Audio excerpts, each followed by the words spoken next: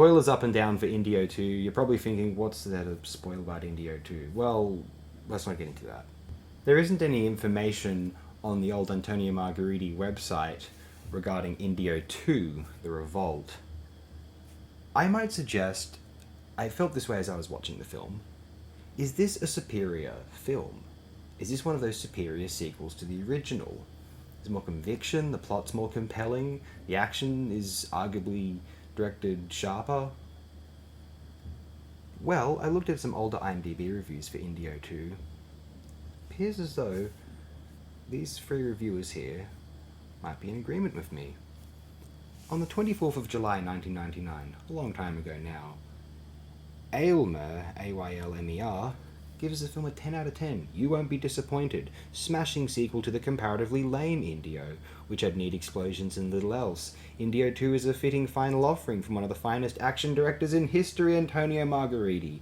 Although marvellous Marvin Hagler's performance in rough around the edges and the film gets off to a slow start, things really pick up and all the Amazon tribes unite to fight off Charles Napier and his evil corporation, complete with an army of trained mercenaries.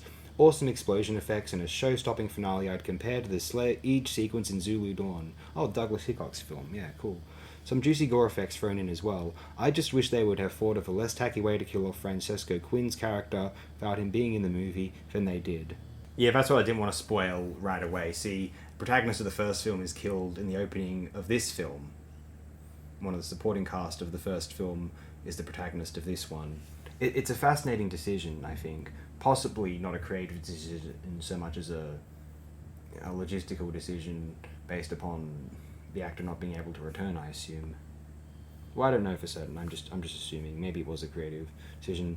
But yes, to kill off Francesco Quinn's character without him being in the movie than they did. Well, yeah, without him being in the movie. There you go. I guess I didn't really much context about the behind the scenes of this film because, well, there was none from Eduardo Margheriti on the website, and I don't remember there being all that much of a Wikipedia article about this film either. Let me just double check. Yeah, my memory is absolutely correct. That's a stub. Anyway, back to reading this review. Much like Lamberto Bava's underrated film Blast Fighter, yeah, I would agree, underrated, that's a fun film. The film throws all the right punches at just the right moments and turns into a very enjoyable viewing experience, grand entertainment. It even manages to outdo The Emerald Forest. Well, I don't know about the John Borman film, I don't know about that, which it rips off on a few occasions. It does. Unlike John Borman, Margheriti knows how to make an action scene work. Definitely worth a rental or two. Does Borman not know how to make an action scene work? I can't think of Borman action films. I mean, Zardoz isn't exactly got genius action sequences, but it's genius in its own way. I don't know if you'd call what we see in Excalibur traditional action sequences. Emerald Forest. I haven't seen that movie in years. I don't remember if there's necessarily action sequences in it. Anyway, from Wizard-8, 26th of September 2000. Fun sequel. This is one of those rare sequels that's better than the original. That's not to say it's a work of art, it definitely isn't, but it's fun and sometimes that's not enough. I think he means sometimes that's enough. It does start off a little dull, but then the action, explosions, gunfire, fights comes in steadily, bloodily, and excitingly. The climactic action scene is a wow.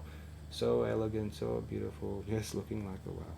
A lot of fun, though it's not perfect. For one thing, there's a problem with the lead.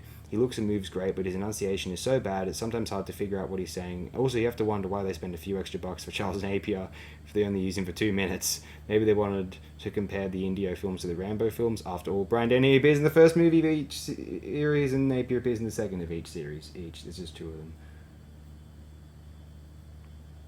Anyway. 7 out of 10 from Monkey Dash Man on the 20th of February 2006. Indio 2 The Revolt is a really great movie.